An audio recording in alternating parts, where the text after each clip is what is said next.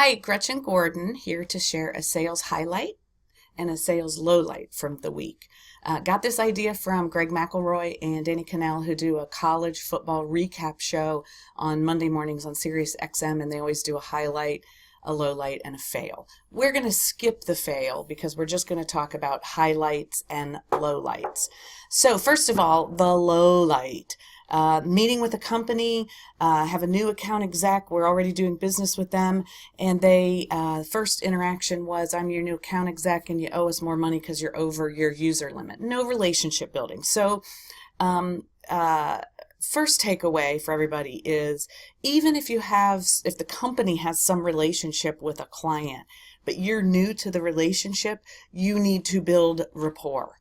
Second thing that is the low light with what's going on here is we've had multiple interactions and they keep changing the price and they keep making up reasons why, and it just feels like they're lying to us, that they're making stuff up as they go along, that there's no logic. They're not really asking us questions. They're really telling us this is the way it is, and then when I question them, they backpedal.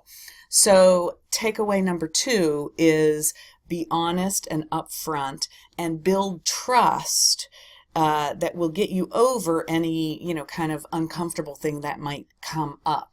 They have done nothing to earn our trust nor our respect. So let's go to the highlight real quickly. Sales highlight of the week has been that we met with a company and they were doing a demo of a system for us, and they asked us lots of questions. Yeah, they dove in and they showed us this and they showed us that, but they were willing to entertain questions as we went along.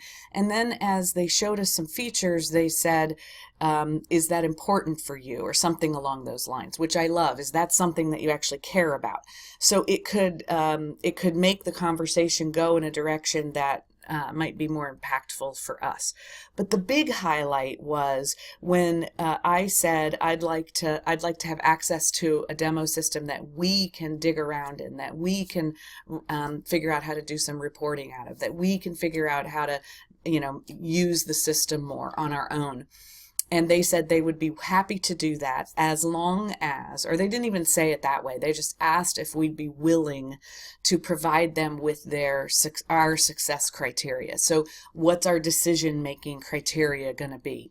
And I thought it was really well done. Hopefully you know who you are, but it was unoffensive, and what it did for us is it helped us crystallize what is it that we want to do when we're actually kicking the tires on this system. And what it did for them is determine whether we're on the same page. Are we just kicking the tires, or are we thinking through what would have to happen for us to choose them? And it wasn't backing us into the corner that if we meet all this criteria, will you choose us?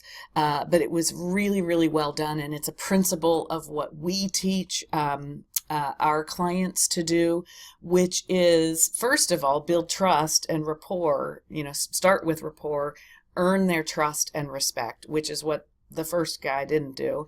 And then you have a firmer footing where you can say, if I'm going to do something for you, are you going to be willing to do something for me? So in other words, if we're going to allow you access to the system, will you please be so kind as to share with me what you're going to be evaluating the system on?